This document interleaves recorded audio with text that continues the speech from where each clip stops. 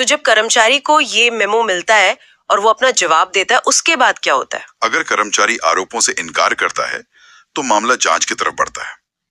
फिर दो मुख्य अधिकारी नियुक्त होते हैं। दो अधिकारी? हाँ, एक होते हैं जांच अधिकारी यानी इंक्वायरी ऑफिसर या आयो, और दूसरे प्रस्तुतकर्ता अधिकारी प्रेजेंटिंग ऑफिसर या पीओ। तो ये एक तरह का क्या कहते हैं, एक छोटा कोर्ट रूम जैसा सेटअप हो गया? आप बिल्कुल सही समझी। आयो एक न्यूट्रल जज की तरह होता है और पीओ विभाग के वकील की तरह, जो विभाग का पक्ष रख रहा है। जी। और यहीं से असली विभागीय जांच शुरू होती है। पहले अभियोजन पक्ष यानी विभाग अपने सबूत और गवाह पेश करता है। और यहीं पर बात शायद सबसे दिलचस्प हो जाती है, जिरा यानी क्रॉस एग्जामिनेशन। हमारे सूत्रों में इस पर बहुत जोर दिया गया है। ये सबसे महत्वपूर्ण अधिकार है।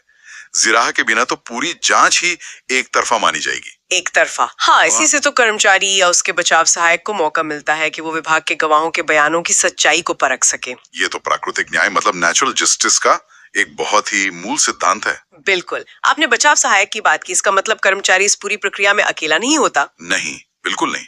उसे एक बचाव सहायक रखने का पूरा अधिकार है, जो कोई दूसरा रेल कर्मचारी हो सकता है, सेवारत या रिटायर्ड। अच्छा, तो जिरा के बाद जो विभाग का पक्ष हो जाता है, फिर कर्मचारी को अपना पक्ष रखने और अपने गवाह पेश करने का मौका दिया जाता है। ठीक है, तो दोनों पक्षों ने अपने अपने सबूत पेश कर दिए।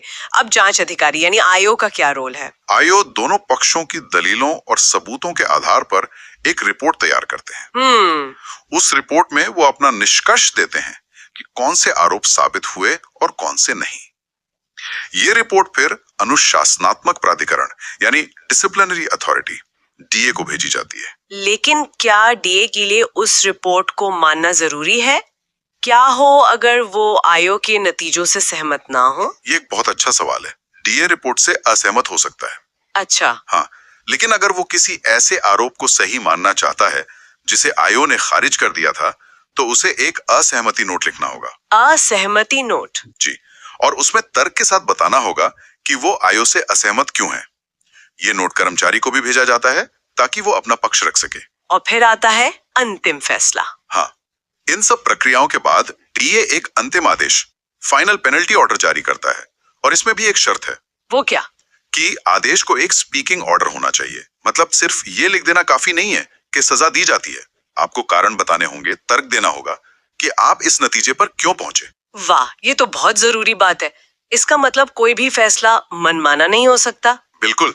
कई मामले अदालतों में सिर्फ इसलिए खारिज हो जाते हैं क्योंकि फैसले के पीछे का क्यों ठीक से नहीं समझाया गया होता। तो कुल मिलाकर नियम 9 सिर्फ एक प्रक्रिया